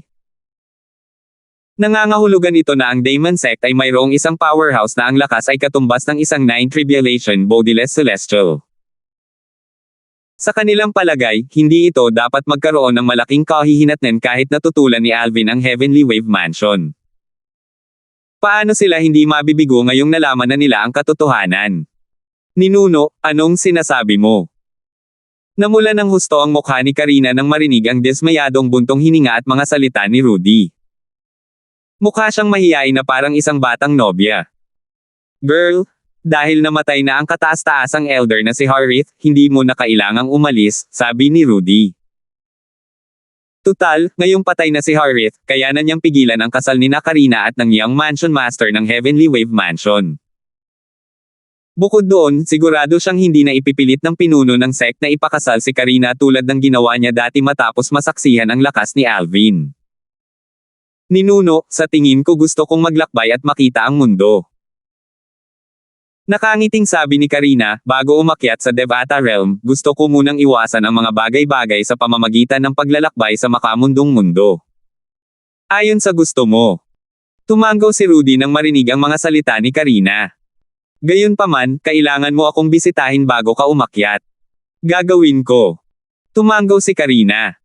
Sa sandaling ito, si Alvin, na handa nang umalis, ay tumawag kay Karina, "Tara na."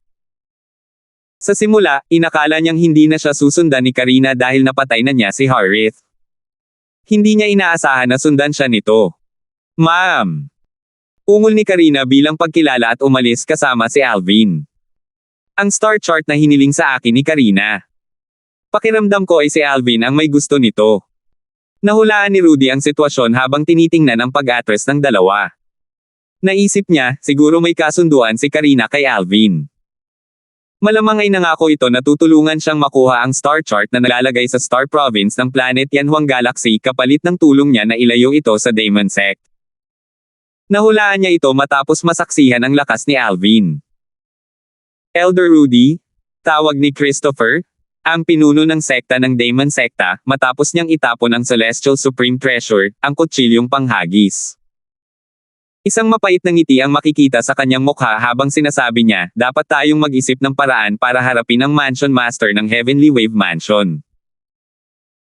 Bagamat sa palagay ko ay hindi puputulan ng Heavenly Wave Mansion ang kanilang relasyon sa ating sekta, tinatapakan pa rin natin ang kanilang pride sa pamamagitan ng pagsira sa kasunduan.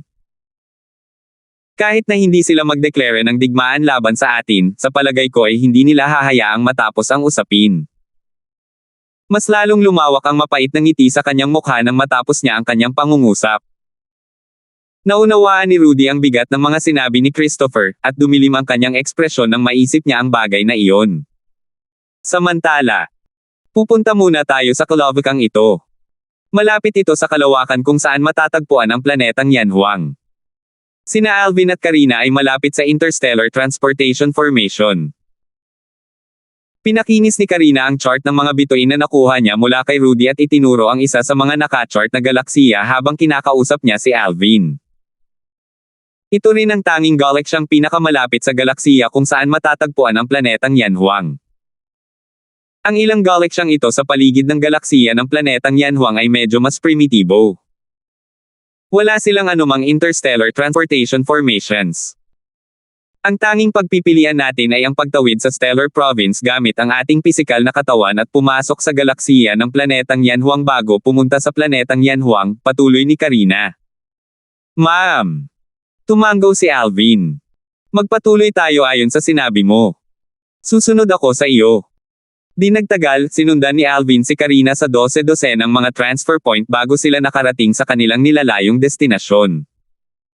Nandito na sila ngayon sa Interstellar Transportation Formation na pinakamalapit sa kalawakan ng planetang Yanhuang. Ang pormasyong transportasyon na ito ay matatagpuan sa isang kalawakan na tinatawag na Coste Galaxy. Ang Coste Galaxy ay ganap na pinamumunuan ng teknolohiya. Ang planetang ito na ating kinaroroonan ay ang inang planeta, ang planetang Satel. Kararating lang nila sa planetang Satel sa Coste Galaxy. Nagpasimula ng magpaliwanag si Karina tungkol sa kanilang kinaroroonan bago pa man sila umalis sa Interstellar Transportation Formation. Natural lang, natutunan ko ang lahat ng ito mula sa mga anota sayon sa star chart. Hindi ko pa nga naririnig ang tungkol sa kalawakang ito hanggang ngayon. Tutal, masyadong malayo ang kalawakang ito sa Thousand Opportunities Galaxy kung saan matatagpuan ang ating Daemon Sect, nakangiting sabi ni Karina. Napakalaki ng Yanhuang Realm. Walang makakapantay sa ating Saint Province Realm. Emosyonal na bulalas ni Alvin. Natural lang iyan.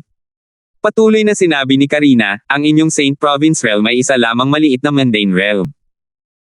Ang ating Yanhuang Realm ay isang malaki at mundane realm. Kapag umakyat ka sa isang Devata Realm, matututunan mo ang kahulugan ng malaki. Bukod dito, mayroong 81 Devata Realm sa kabuuan. Ang bawat isa sa kanila ay mas malaki kaysa sa ating Yanhuang Realm. Natural lang, ang isang malaki at mundane realm tulad ng Yanhuang Realm ang pinakamalapit sa isang Devata Realm. Mayroon ding walang hanggan na mabituing kalangitan sa Devata Realms, na may hindi mabilang na mga planeta, galaxy, at mga bituing probinsya. Ang Devata Realm. Mas lalong napukaw ang interes ni Alvin sa Devata Realms nang marinig niya ang mga salita ni Karina. Pakiramdam niya ay isa siyang taga-probinsya na pumunta sa isang metropolis nang makarating siya sa Yanhuang Realm pagkatapos umalis sa Saint Province Realm. Ayon kay Karina, ang Devata Realms ay mas malaki pa kaysa sa Yanhuang Realm.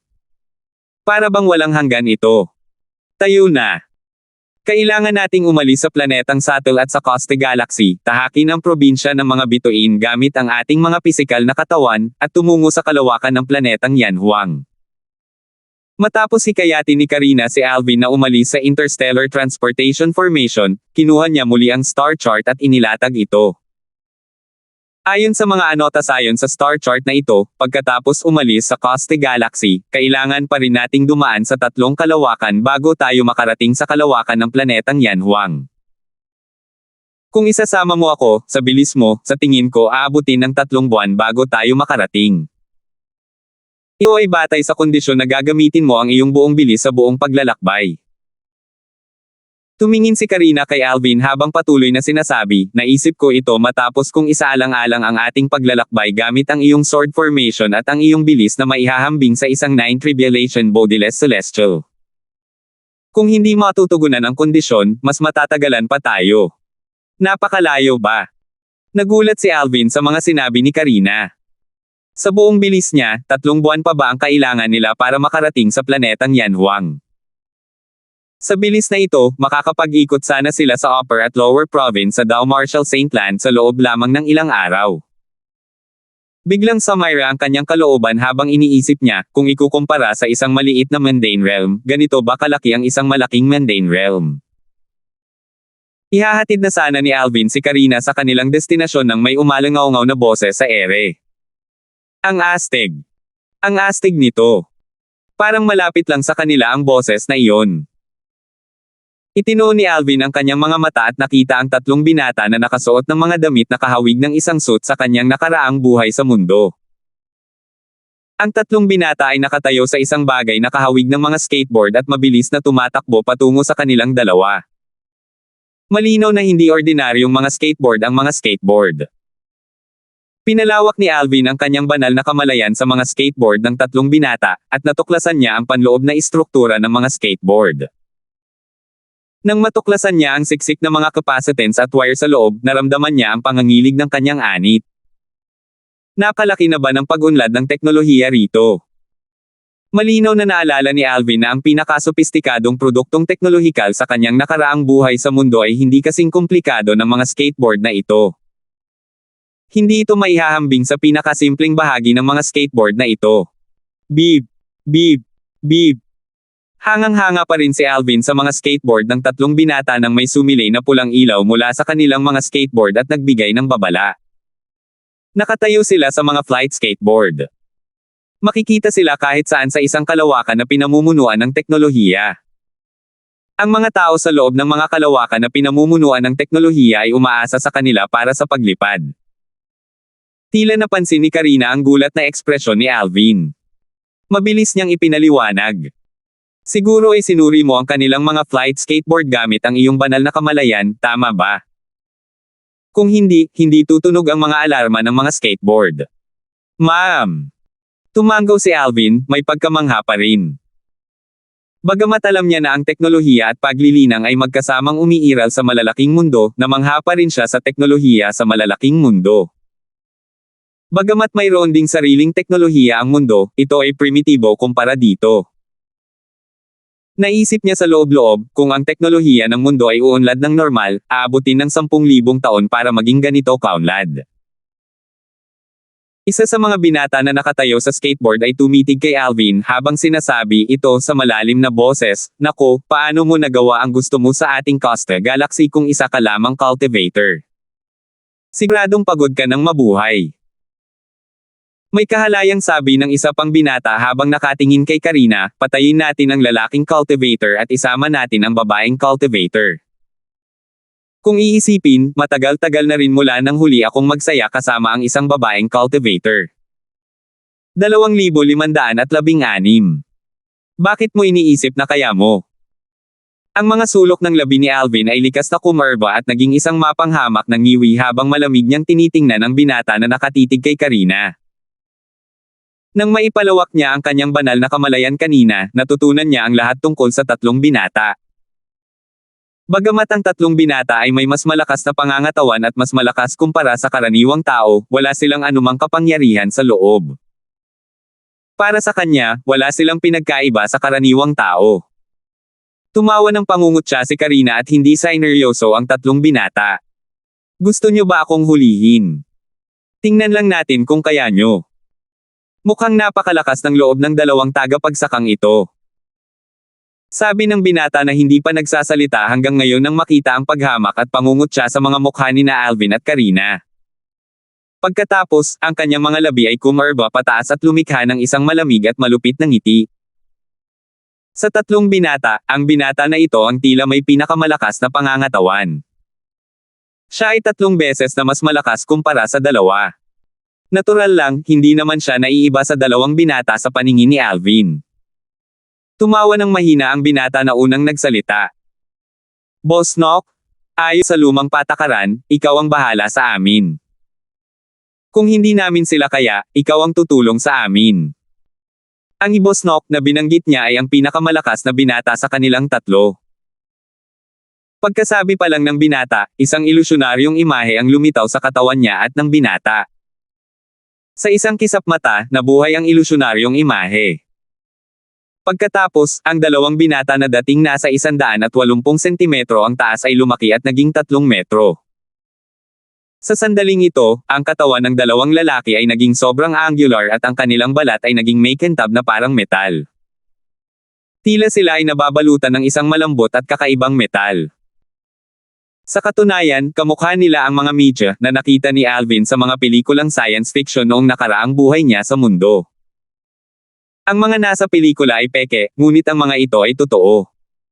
Mga mecha. Tumaas ang kilay ni Alvin. Hindi niya talaga inaasahan na totoo pala ang mga mecha na nakita niya sa mga pelikula noong nakaraan. Hindi ba't ang kaharian ng inyong Saint Province ay isang maliit na mundane realm? Mayroon din ba kayong mga mecha doon? Nagulat si Karina nang marinig niya ang mga salita ni Alvin. Akala ko ang maliliit na mundane realm ay iba sa malalaking mundane realm. Wala silang mga planeta, galaxy o stellar province, tama ba? Kaya ba talaga itong tinatawag na mga mecha? Natigilan din si Alvin nang marinig niya ang mga salita ni Karina. Hindi niya inakalang ang mga bagay na ito ay tinatawag ding mga mecha. Posible kayang may mga mecha mula sa mga planetang may makabagong teknolohiya na nakapunta na sa mundo dati. Kung hindi, saan nga ba nanggaling ang salitang mecha? Nagsimulang mag-isip-isip si Alvin sa loob-loob niya. Ngayong natuklasan na niya ang pagkakaroon ng mga mecha sa kalabukang ito na pinamamahalaan ng agham at teknolohiya, nahirapan siyang paniwalaan na may isang tao sa mundo ang casual na gumamit ng terminong mecha. Malawak ang mundo, pero imposibleng magkaroon ng ganitong pagkakataon, hindi ba? Sa sandaling ito, isang parisukat na lente na nakabaon sa kaliwang mata ng isa sa mga lalaking mecha ang biglang kumurap. Pagkatapos, humarap siya sa binata na hindi pa nagbabagong anyo bilang mecha at sinabing, "Boss Nock, mukhang wala ka ng kailangang gawin." Ang mga cultivator na ito ay wala pang ang 100 taong gulang. Tama iyan. Hindi na natin kailangang mag-alala tungkol sa dalawang cultivator na wala pang 100 taong gulang. Sangayon ng isa pang lalaking mecha. Malinaw na ang kanilang pagbabagong anyo bilang mga mecha ay salamat lahat sa agham. Nababasa ba talaga nila ang edad natin? Lumingon si Alvin kay Karina na nakatayo sa tabi niya, na mukhang medyo nagulat. Normal lang. Tila hindi masyadong nagulat si Karina. Ang mga mecha na kanilang pinagbago ay may mga kakayahan sa pagsisiyasat. Ang mga lente sa kanilang kaliwang mata ay hindi lamang para sa palabas. Ang kanilang mga istruktura ay mas komplikado kaysa sa imahinasyon ng karaniwang tao. Tumanggo si Alvin. Nakita niya ito gamit ang kanyang banal na kamalayan. Hindi pa ba lalampas sa 100 taong gulang? Biglang humagalpak ng tawa ang binata na tinatawag na Boss Nock. Nang muling tumingin siya kina Alvin at Karina, na puno ng paghamak ang kanyang mga mata. Mahusay ang kanyang pagkakaintindi sa mga cultivator. Mahirap para sa mga cultivator na wala pang 100 taong gulang na makapasok sa Saint Celestial Stage na iyon. Bagamat ang mga cultivator na wala pang 100 taong gulang na nakarating sa Saint Celestial Stage o mas mataas pa ay hindi itinuturing na bihira sa 10 bituin na probinsya sa Coste Galaxy, hindi sila marami. Malamang na hindi nakarating ang dalawang cultivator sa Saint Celestial Stage. Kahit na makarating sila, malamang na nasa unang anyo lamang sila ng Saint Celestial Stage o ikatlong anyo ng Saint Celestial Stage. Tutal, kakaunti lang ang bilang ng mga cultivator sa 10 bituin na probinsya sa Coste Galaxy. Hindi niya inakalang magiging ganito sila kalungkot na makasalubong ang mga bihirang cultivator na wala pang 100 taong gulang na nasa ika-4 na anyo ng Saint Celestial Stage o mas mataas pa. Sa kasalukuyan, ang dalawa niyang kaibigan ay may lakas na maihahambing sa mga cultivator sa ikatlong anyo ng Saint Celestial Stage ngayong sila ay naging mga mecha na. Natural lang na walang kaalam-alam sina Alvin at Karina sa mga tumatakbo sa isip ni Nock. Kung hindi, tatawa sana sila. Pang-4 na anyo ng Saint Celestial Stage. Lalo na ang pang-4 na anyo ng Saint Celestial Stage, mas mataas ang kanilang cultivation bases kaysa sa mga cultivator sa ika-9 na anyo ng Saint Celestial Stage. Sila ay mga eminent celestials. Bukod pa rito, hindi sila mga ordinaryong eminent celestials. Ang buong lakas ni Alvin ay maihahambing sa isang 9 tribulation bodiless celestial. Kahit si Karina, na mas mahina kay Alvin, ay nagtataglay ng lakas na maihahambing sa isang 5 tribulation bodiless celestial. Kung alam lang nila, akala ni Nock ay hindi pa sila nakakarating sa Saint Celestial stage. Natural lang, hindi masisisi si Nock sa kanyang maling akala. Tutal, ang mga probinsyang bituin sa paligid ng probinsyang bituin na ito sa Coste Galaxy na pinamumunuan ng mga tagapagsaka ay hindi nagkakaisa. Maraming maliliit at hindi kilalang paksayon sa Yanhuang realm na walang gaanong cultivation resources. Ang malalakas na puwersa tulad ng Daemon Sect o Celestial Master Sect ay hindi man lang papansinin ang mga cultivation resources doon, lalo na ang mag-ugat doon. Sa katunayan, kahit ang mga puwersang mas mahina kaysa sa Daemon Sect at Celestial Master Sect ay mag-aatubiling magtayo ng base doon. Dahil dito, natural lamang na ang mga puwersang ito na may mga tagapagsaka na wala pang 100 taong gulang at nagawang makalusot sa ika-4 na anyo ng Saint Celestial Stage ay itinuturing na mga bihirang henyo. Bukod doon, ang mga tagapagsaka na naglalakbay sa Coste Galaxy na pinamumunuan ng agham at teknolohiya ay karaniwang mula sa mga kalapit na probinsyang bituin dahil ito ay isang napakalayong lugar. Makatuwiran lamang na inakala ni Nock na sina Alvin at Karina ay mga tagapagsaka mula sa isa sa mga kalapit na probinsyang bituin. Kung alam lang ni Nock na sina Alvin at Karina ay mga manlalakbay mula sa malayong lugar, ang Thousand Opportunities Galaxy, hindi sana siya nang ahas na hominin sila. Tiningnan niya sina Alvin at Karina ng may paghamak habang nakangiting sinasabi, dahil wala pa silang 100 taong gulang, sigurado akong pareho kayong may kakayahang durugan sila. Pagkatapos ng isang paghinto, malamig niyang sinabi, patayin ang lalaki, huwag mo nang isama ang babae. Kumislap din ang kanyang mga mata nang magsalita siya. Patayin. Atake ng dalawang binata na nakameke pagkasabi ni Nock. Iklik. Iklik. Iklik. Mukhang napakabigat ng dalawang meka, pero maliksi naman ang kanilang mga galaw. Iniunat ng isang meka ang kanang braso nito, at isang matalas na talim na gawa sa pinong bakal ang lumitaw matapos nitong yijen ang braso nito. Ang talim ay kumikinang sa malamig na liwanag, na parang kaya nitong hiwain ang kahit ano. Iniunat ng isa pang meka ang kaliwang braso nito, at isang black hole ang lumitaw sa dulo ng braso nito. Isang puting ilaw ang kumurap sa black hole bago ito lalong lumiwanag hanggang sa puntong parang saysabog na ito. Whoosh! Swoosh! Ang unang meka ay kumilos ng kasing bilis ng kidlat habang sumusugod kay Alvin habang ang talim nito ay nakatutok sa kanyang dibdib. Ang binata na nakasuot ng meka ay nakagalaw ng napakabilis dahil sa puwersang nagtutulak sa kanya mula sa likuran. Ang puwersang ito ay nagmula sa 3 vacuum recoil installation sa likuran. Ang mga vacuum recoil installation ay nagpakawalan ng mga vacuum blast upang mabilis siyang itulak pasulong. Ang bilis na ito ay kapantay ng isang cultivator sa ika-4 na anyo ng Saint Celestial Stage. Bagamat ang meka ay gumagalaw ng napakabilis sa mga mata ni Alvin, nakagugulat pa rin sa kanya ang bilis. Boom! Isang malakas na pagsabog ang umalangaw-ngaw sa hangin. Nagmula ito sa blaster sa dulo ng braso ng kabilang meka. Agad na napuno ng maliwanag na liwanag ang kawalan. Isang atake ng laser blast na maihahambing sa lakas ng isang cultivator sa ika-4 na anyo ng Saint Celestial Stage. Nagulat din si Alvin sa natuklasang ito kahit na hindi ito nagdudulot ng panganib sa kanya.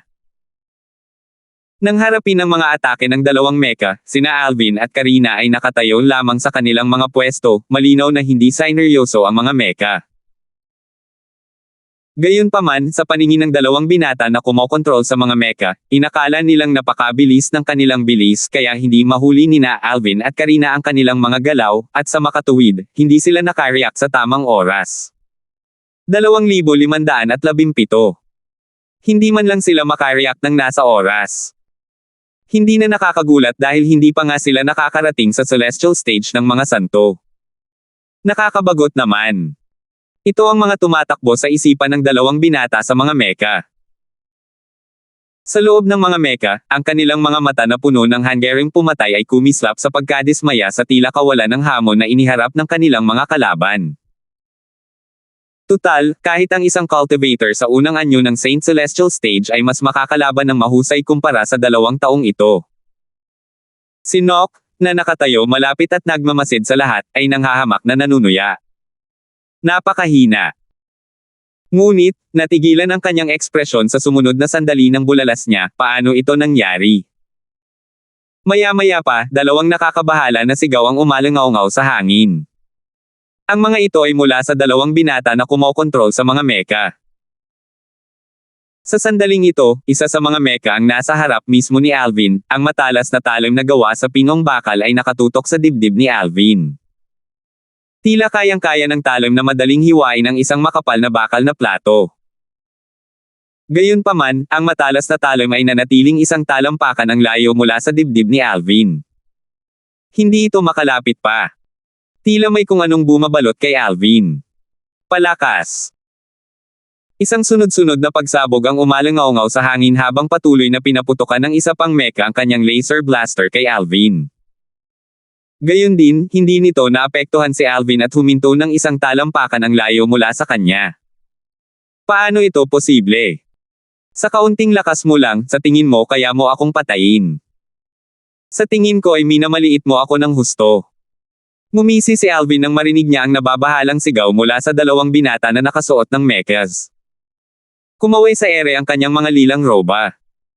Bagamat simpleng galaw lamang ito, mukhang nakakatakot ito. Tutal, kahit na inilunsad ng dalawang binata ang kanilang mga atake na kasing lakas ng mga cultivator sa ika-4 na anyo ng Saint Celestial Stage, hindi man lang nila nagawang maging sanhi ng pagwawiway ng kanyang mga roba.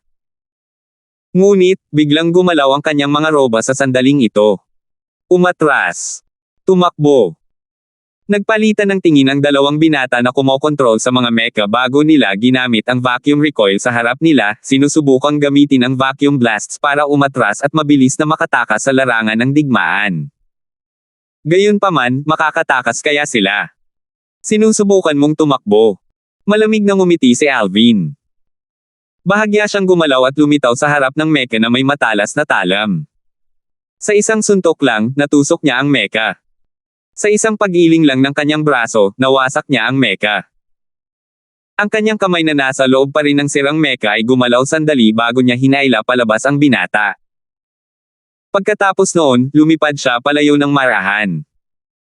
Gayunpaman, sa paningin ng tatlong binata, ang bilis ni Alvin ay hindi dahan-dahan. Gumagalaw siya sa isang napakalakas na bilis. Hindi ko akalain na hindi man lang ginamit ni Alvin ang kahit anong teknik niya at gumagalaw lang. Inisip ng tatlong binata na ang bilis ni Alvin ay hindi mas mababa sa bilis ng isang cultivator na nasa ika-6 na anyo ng Saint Celestial Stage. Whoosh! Swoosh! Na-activate ang front vacuum recoil ng isa pang mecha, na nagpasimula ng isang malawakang vacuum blast at sabay na nagtulak sa kanya pabalik. Sa kasamaang palad, si Alvin na tila isang demonyo sa sandaling ito ay lumitaw sa tabi ng mecha. Kalabog! Gumalaw ang kanang braso ni Alvin na parang isang banal na dragon, ginagaya ang nangyari sa mecha kanina. Gayon din, hinugot niya ang isa pang binata mula sa sirang mecha. May dala siyang tigi-isa sa bawat braso, parang isang agila na nakahuli ng dalawang sisiw. Nangangahas ka bang mangarap na patayin ako gamit ang kaunting lakas mo? Nakangising sabi niya bago lumingon kay Nock na nakatayo malapit sa kanya. Pagkatapos, sa isang kisap mata, binali niya ang leeg ng dalawang binata, at agad silang pinatay. Parehong mas malakas ang dalawang binata kaysa sa karaniwang mga lalaki, sapat na ang pagbali ng kanilang mga leeg para mapatay sila. Ikaw ba si Joren o si Bofang? Tanong ni Nock na may malungkot na ekspresyon nang makita niya si Alvin na pinapatay ang dalawa niyang kasama. Sina Joren at Bofang. Ang dalawang lalaking ito ay mga kilalang tao sa mga probinsyang bituin sa Coste Galaxy. Sila ay sikat hindi dahil sa kanilang napakalaking lakas, kundi dahil sa kanilang likas na talento. Sila ang mga bihirang magsasaka sa mga probinsyang bituin sa Coste Galaxy na nagawang makalusot sa ika-5 at ika-6 na anyo ng Saint Celestial Stage kahit na sila ay wala pang 100 taong gulang. Dahil dito, nagkamali si Nock na inakala na si Alvin ay isa sa dalawa. Joren. Bofang. Pasensya na, hindi ko pa sila naririnig, walang pakialam na sagot ni Alvin. Sino ka? Kung gayon, sino ka? Biglang nagbago ang ekspresyon ng mukha ni Nock nang magtanong siya ng seryoso, ikaw. Hindi ka maaaring maging isang cultivator mula sa peripheral galaxy ng Coste Galaxy. Hindi. Tiningnan ni Alvin si Nock nang may kahulugan sa kasinabi, parang naaalala kong hiniling mo sa dalawa mong kasama na patayin ako kanina lang. Isang nakakakilabot na intensyong pumatay ang lumitaw mula sa kaibuturan ng kanyang mga mata nang magsalita siya. Ginoo, baka hiniling ko sa kanila na patayin ka. Gayunpaman, dapat ay nailabas mo na ang iyong pagkadismaya sa pamamagitan ng pagpatay sa kanila kaya bakit hindi na lang natin itigil ang usapin dito? Natural, walang balak si Nock na kalabanan si Alvin matapos masaksihan ang lakas ni Alvin. Hindi nga siya sigurado kung kaya niyang patayin si Alvin. Kahit na kaya niya, mag-aalangan pa rin siyang patayin si Alvin ngayon. Tutal, posible naman na may pambihirang pinagmulan si Alvin batay sa kanyang lakas. Ayos lang sana kung ang puwersa sa likod ni Alvin ay hindi kasing lakas ng puwersa sa likod niya. Gayunpaman, magiging masama kung ang puwersa sa likod ni Alvin ay mas malakas kaysa sa kanya. Sa oras na iyon, siya ang magiging sanhi ng pagkalipol ng kanyang pamilya. Maraming katulad na halimbawa ang nangyari sa kaharian ni Yan Huang. Pasensya na. Umiling si Alvin sa kahilingan ni Nock, isantabi mo na ang katotohanang hindi ako kailanman nagpakita ng awa sa mga nagtatangkang pumatay sa akin, natatakot ako na hindi ka rin patatawarin ng kaibigan ko. Minsan, kailangang magbayad ang isang tao para sa mga salitang sinabi niya. Maaaring mahinahon sana ang pagsasalita ni Alvin, ngunit naging dahilan ito upang lubos na magbago ang ekspresyon ng mukha ni Nock. Huwag mong sayangin ang hininga mo sa niya, sabi ni Karina na lumilipad sa ere pagkatapos magsalita ni Alvin. Gayon din, hindi siya gumamit ng kahit anong teknik. Bago pa man makapag-react si Nock, lumitaw na ito sa harap niya. Tumigas ang ekspresyon ni Nock habang malamig na sinasabi, hindi mo ako mapapatay. Galing ako sa pamilyang Garnier. Ako. Bago pa matapos magsalita si Nock, iginalaw na ni Karina ang kanyang kamay sa bilis ng kidlat. Isang rivet ang nakabaon sa glabela ni Nock. Ang rivet ang pinakasimple at pinakaordinaryong sandata sa arsenal ni Karina. Libo-libo ang nakaimbak sa kanyang spatial ring. Hindi na niya inabala pang kunin ang rivet matapos patayin si Nock dahil wala naman itong halaga at marami siyang rivet. Kalmado ang kanyang ekspresyon habang pinapanood ang pagbagsak ng katawan ni Nock mula sa ere. Pamilya ni Garnier. Hindi pa ba kayo nakakarinig tungkol sa kanila? Pagkatapos, humarap siya kay Alvin at nakangiting sinabi, "Tara na." Manam. Tumanggaw si Alvin. Umalis ang dalawa na parang walang nangyari. Hindi rin sinugod ni Alvin si Karina. Casual silang umakyat sa langit at iniwan ang planeta, patungo sa malawak at mabituing kalangitan. Lahat ba ng naninirahan sa mga kalawakan na pinamamahalaan ng agham at teknolohiya ay hindi mga tagapagsaka? Hindi nagmadali si Alvin kay Karina dahil sa ilang tanong na lumitaw sa kanyang isipan. Humarap siya sa kanya para sa mga kasagutan. Tutal, wala namang agham at teknolohiya sa kaharian ng Saint Province. Bagamat umiiral ang agham at teknolohiya sa mundo, ang kanilang teknolohiya ay parang isang sanggol na nagsisimula pa lamang matutong maglakad kumpara sa teknolohiyang nasaksihan niya lang. Hindi mo ba inis ka ng kanilang mga katawan noong ginamit mo ang iyong banal na kamalayan upang siyasatin sila? Sumagot si Karina sa tanong ni Alvin gamit ang isang tanong. Iba ang istruktura ng kanilang katawan sa atin. Samantalang mayroon silang mga meridian sa kanilang mga katawan tulad natin, ngunit sila ay hiwalay. Kaya nga hindi sila maaaring mag-cultivate. Gayunpaman, ang mga cultivator na nakarating na sa isang tiyak na antas ay maaaring magsagawa ng meridian cleansing at pahintulutan silang mag-cultivate. Dahil napakarami ng mga taong ito, hindi makatutuhanang magsagawa ng meridian cleansing sa bawat isa sa kanila. Sa ilalim ng mga pangyayaring ito, ang mga taong ito ay humuukay ng ibang landas para sa kanilang sarili at bumaling sa agham at teknolohiya. Hindi mo dapat maliitin ang kanilang kaalamang siyentipiko.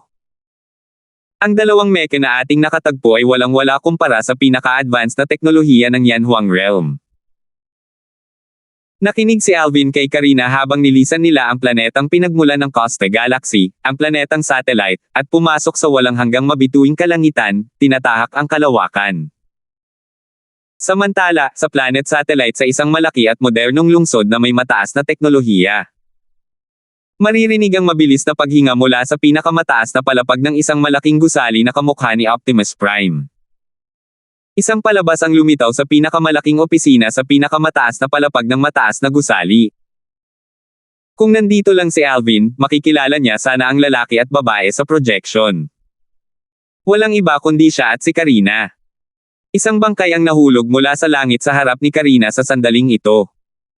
Salamat po at sinamahan ninyo ako, ingat lagi mga master.